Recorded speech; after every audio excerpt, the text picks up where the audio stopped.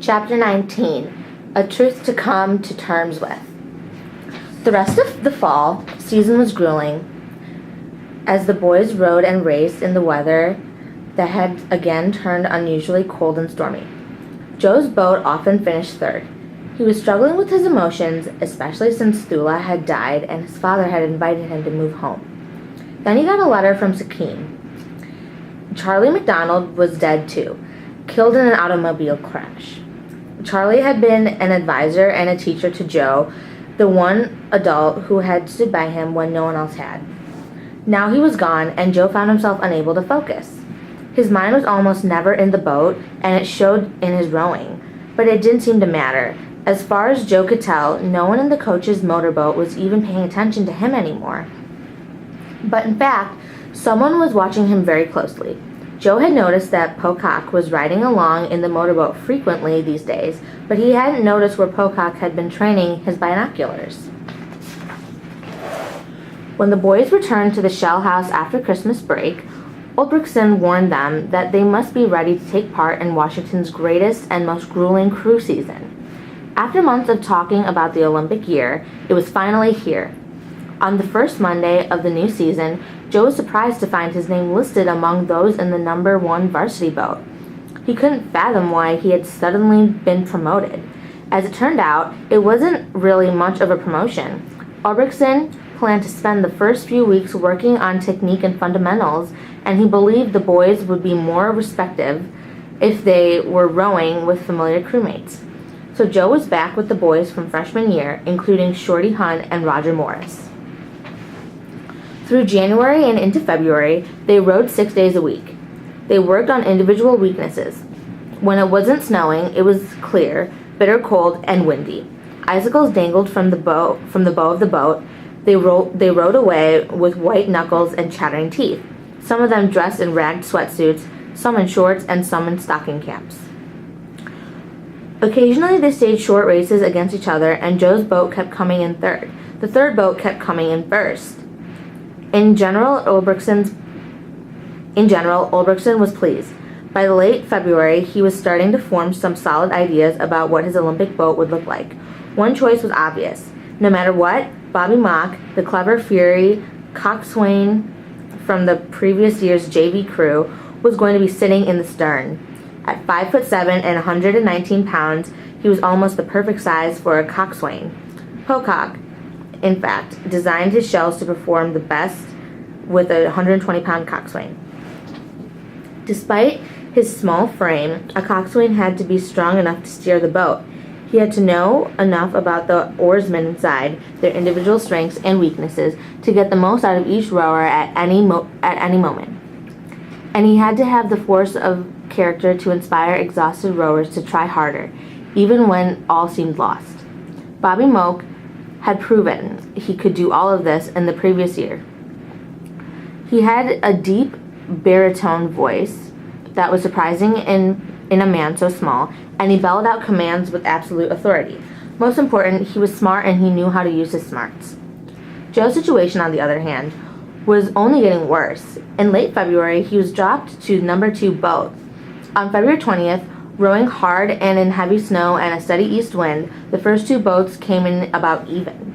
Joe's hope rose, but a week later, Ulbrichtsen moved him down to the number 3 boat. One stormy afternoon in early March, after practice, George Pocock tapped Joe on the shoulder and asked him to come up into the loft again. Upstairs, Pocock leaned over one side of a new shell and began to apply varnish to its upturned hull. Joe pulled a sawhorse to the other side and sat down on it, facing the older man. Pocock began saying that he'd been closely watching Joe row for a while now, and that he was a fine oarsman. He'd noted a few technical faults, but that wasn't what he wanted to talk about. He said that there were times when Joe seemed to think he was the only one on the boat. He rowed as if it was up to him to row the boat across the finish line all by himself. When a man rowed like that, Pocock said, he was bound to attack the water rather than to work with it. Worse, he was not able to let his crew help him row. The Englishman suggested that Joe think of a well-rowed race as a symphony, and himself as just one of the players in the orchestra. If one fellow in the orchestra was playing out of tune or playing at a different tempo, the whole piece would naturally be ruined. That's the way it was with rowing. What mattered more than how a hard man rowed was how well everything he did in the boat harmonized with what the other fellows were doing. And a man couldn't harmonize with the crewmates unless he opened his heart to them. He had to care about everyone on his crew. He had to give himself up to the rowing, but he had to do even more. He had to give himself up to his crewmates, too. If you don't like some fellow in the boat, Joe, you have to learn to like him, Pocock said. It has to matter to you whether he wins the race, not just whether you do. Pocock paused and looked up. Joe, when you really start trusting those other boys, Pocock said, you will feel a power at work within you that is far beyond anything you've ever imagined. Sometimes you will feel as if you rode right off the planet and are rowing amongst the stars. The next day was a Sunday, and Joe took Joyce and drove over to a lot on Lake Washington where his father was building his new house. The land was right next to his brother Fred's house, and for the past few weekends Joe had been helping his father work. The basement was nearly complete, and with the upstairs portion underway, Harry had moved the kids in downstairs. The basement was more like a cave than a house, but Harry had lugged in a wood stove and it was warm and dry inside. As Joe, with his father, hauling lumber down from a road in a driving rain, Joyce entertained the kids, playing card games and making fudge and cocoa on the stove. Playing mother to Thula's children was natural to Joyce. The children were grief-stricken, and Harry's full time on the house prevented him from giving them the attention that they needed.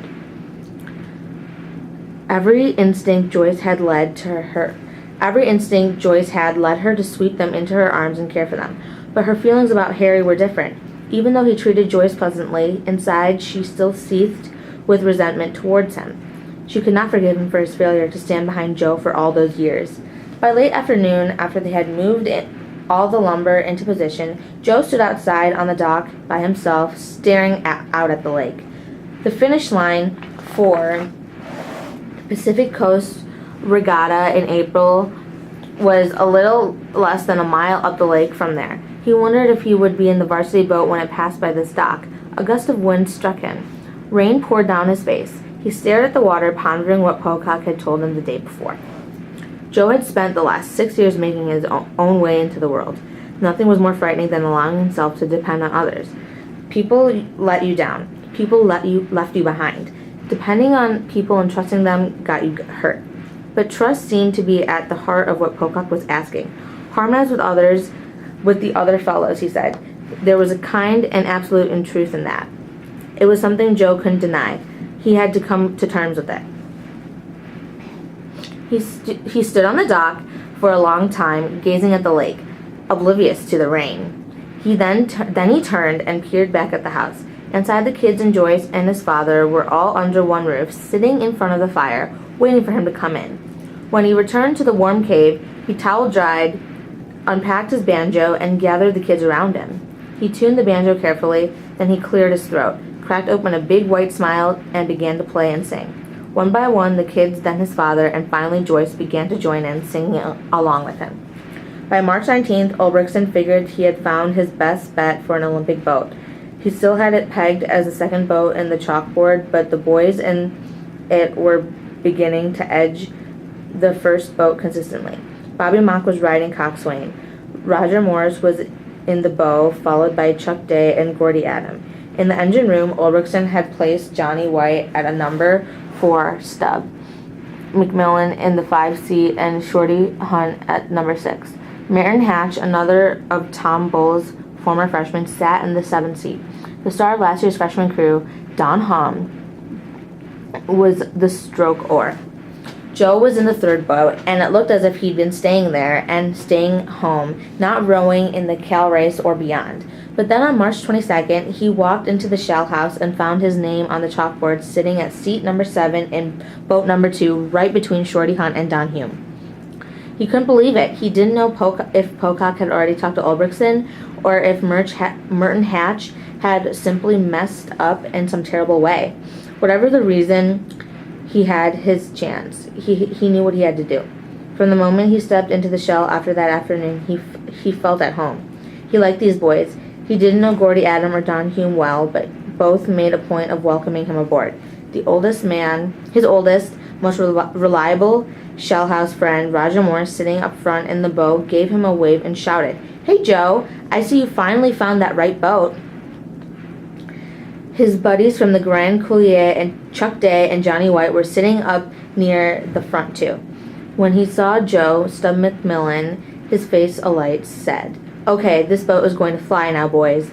Shorty Hunt slapped him on the back and whispered, "Got your back, Joe."